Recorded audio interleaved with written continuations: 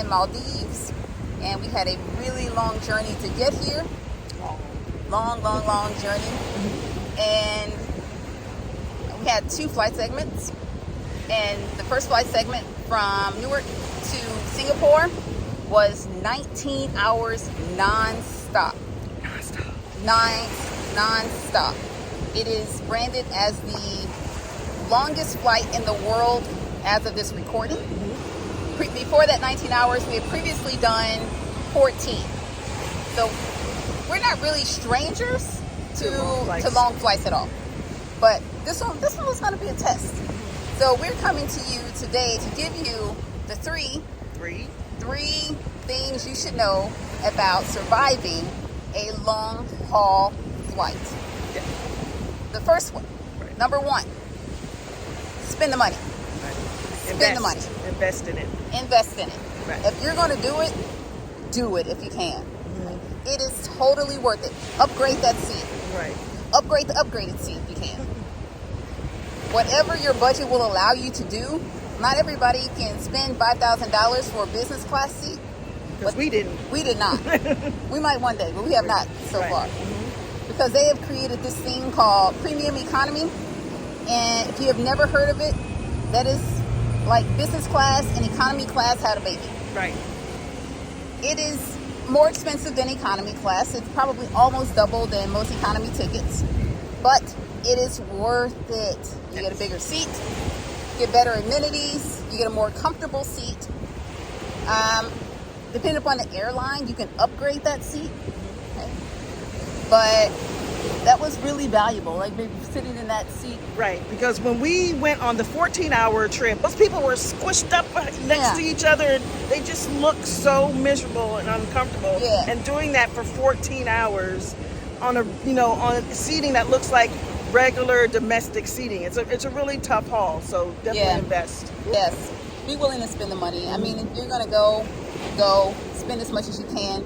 You will be very thankful that you spent the extra money to be able to just stretch your legs out and to stand up and move around, which is really important on these long haul flights. So it's about self-care while you're on the flight.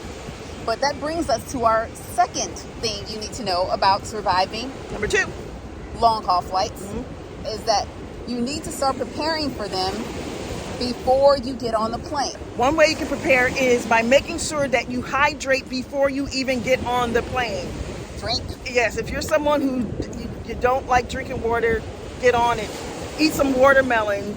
Get some water that you diffuse with some fruit or something like that. But make sure that you are hydrated before you even get on the plane. Yep, start a few days ahead.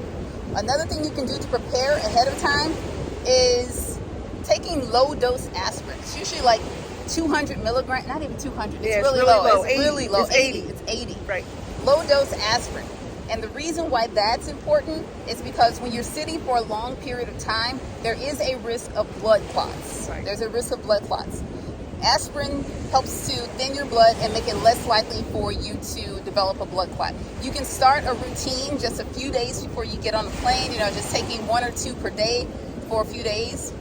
And you can even continue to do it while you're on the plane.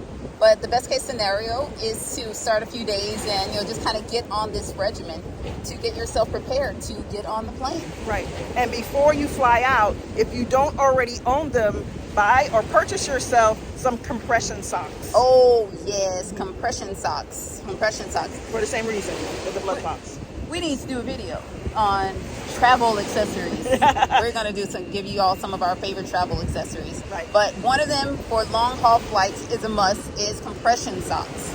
So taking that aspirin, getting those compression socks. Right?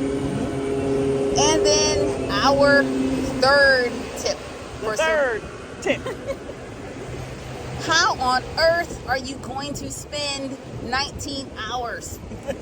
14, 19. It is 14. If there's teen in it, you need a plan. Right. How are you going to get past these hours? The flight here was 19. We got on a plane at 10:25 Newark time. Hey, that's Eastern time. And so we basically had an entire day that we had to cover before bedtime on the plane. So for me, I went and loaded up my iPad with books, movies, TV shows. I think you had a book. Yep, I read a little bit of a book, and then I also had the Wi-Fi, so I was still able to get on to the internet and engage with family and friends. Yep. Which, of course, is another cost, but it was something that I was able to do to pass the time. Yeah, it definitely makes the time go fast. Another thing that will help pass the time are meal times, so that ate up some of the time. Right. But yeah, you got to make sure, because otherwise you're going to be checking your watch and being very disappointed and seeing 10, 15 minutes roll off of it instead of hours. Right, exactly. But if you put on a 2-hour movie, because not every airline has awesome in-flight entertainment. We were on Singapore Air. It's one of the best in terms of in-flight entertainment. We didn't really use it because we Had our own. We were prepared. Yes. But I knew that was there as a fallback if I got bored with what I was doing. So make sure you have all that stuff. Check to see what the in-flight options are in terms of entertainment for your airline, and then plan accordingly. Right. So let's recap. 3 things that you need to know for surviving a long-haul flight.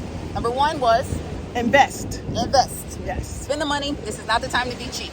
Right. You don't want 14 hours in economy with strangers laying in your lap when they recline their seats. Right. And you want to be able to recline your seat too. Right. Number 2. Be prepared. Be prepared. Don't just hop on the plane. Right. No, definitely don't just hop on the plane. You know this flight is coming. Act like it. Hydrate. Buy whatever materials you need, like compression socks. Start the aspirin regimen.